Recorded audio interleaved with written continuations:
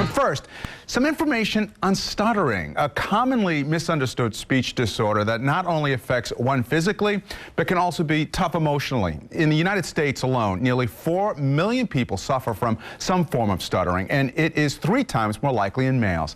Joining us in the studio from the American Institute for Stuttering are Dr. Heather Grossman, the clinical director, Marc Winski, an actor who's been with Broadway Touring Company, and Michael Richardson, a high school senior. I want to thank you all for joining us on this day. And I want to start with you, Doctor, a little bit. Give us a little understanding of what stuttering is. I think we've got a lot of conceptions in our own minds of what it is, but clinically, what is it? Well, it's more than just the normal fumbling for words that we all experience. You know, we all experience times when the word isn't coming out right as we would want it to. But with stuttering, it's more an expectancy, and it's not really, they don't take speech for granted in the way the rest of us do. So there's there's certain fears, certain words are going to sort of betray them.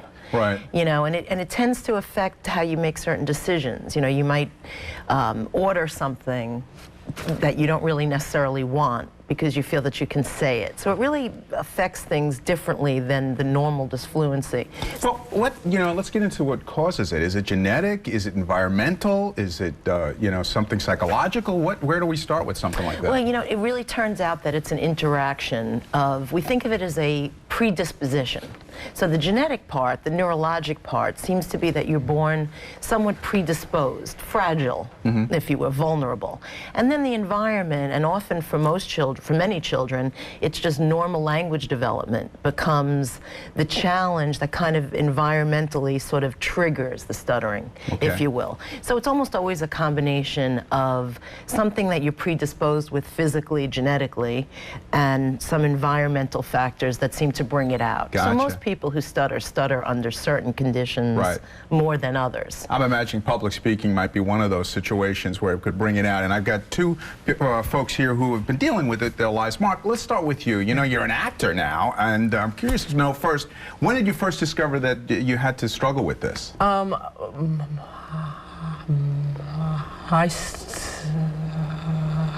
stutter began probably as soon as I first started speaking, so maybe 4 years old. Right. When did you realize, because at 4 you don't realize that there's any issue, so along the way you're starting to realize that they're getting reaction from people, people are saying something. At what age were you when you started to realize, hey, this might be something of an issue for me?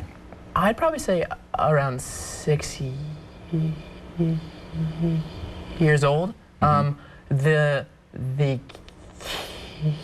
kindergarten age where things start coming out and children start to find differences in everyone. Right, right. And did you find that you were getting negative responses from people? Were you taunted at any point? Did you have to struggle with any of that? Or were you always surrounded by a pretty good, loving situation? You know, I've been blessed to really have a fantastic support system with my friends and family.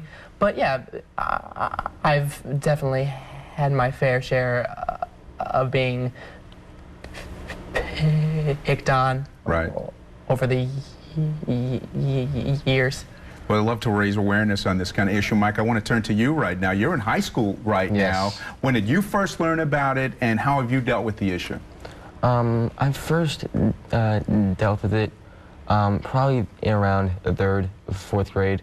I remember myself reading something, and I was afraid that I was going to stutter on those words. And I think after that, I started to become more aware and more self-conscious of myself with my speech. And from there, it really has not stopped. You know, Dr. Grossman, I got to ask you, we were talking before the show about it's not just what they're dealing with. Family and friends are also trying to be supportive and want to know what's the best way to interact with someone who is dealing with stuttering. Well, you know, it's first of all, it's very different with children and adults. You know, one of the things with young children is there's a sort of a misconception that all children grow out of their stuttering.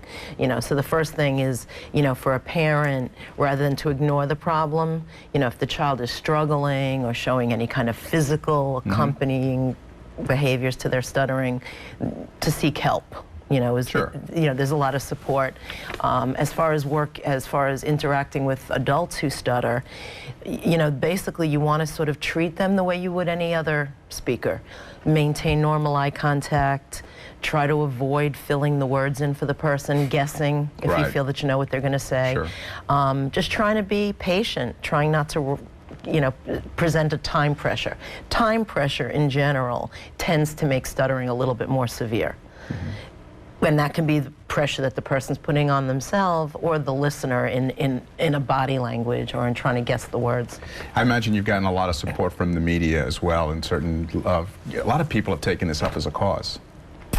Not as much as we would like. My producer told me we did have that, but I guess not. That's unfortunate, because I look and I see people up there, but it can never be enough, can it? Well, you know what? It's funny, because you would think even with the King's Speech and so much coming out in the media, there's still a lot of misconception. You know, people sometimes, oh, isn't it anxiety disorder? Isn't it something that's, you know, really caused by... So when you get like a Josh Elliott coming out like we're seeing right now, and we saw Barbara Walters, you're happy to have that happen, because whatever light you can get to shed on this is different. Absolutely. Marc, I got to go back to you. An actor. I mean, you know, you would think to yourself, now there's a challenge for a stutterer. It sure Does is. it help being an actor? What tips can you give for someone who finds themselves in that situation? Sure. I mean, so starting for a very young age, I was involved in singing. I sang all the time, and I found out that for a lot of stutters, it's very common that if we sing, the stutter's completely gone. So for that, singing really became a passion of mine. A very open and freeing experience. Well, you know, I wish we could talk all day on this topic. There's so many things that we could get to, and unfortunately we were kind of limited. But we want to thank you, all three of you, for coming on, and hopefully we've raised some awareness on it. Thank you. Stay with us. Coming back, the carp resources and the fresh food movement in New York City. We'll be right back.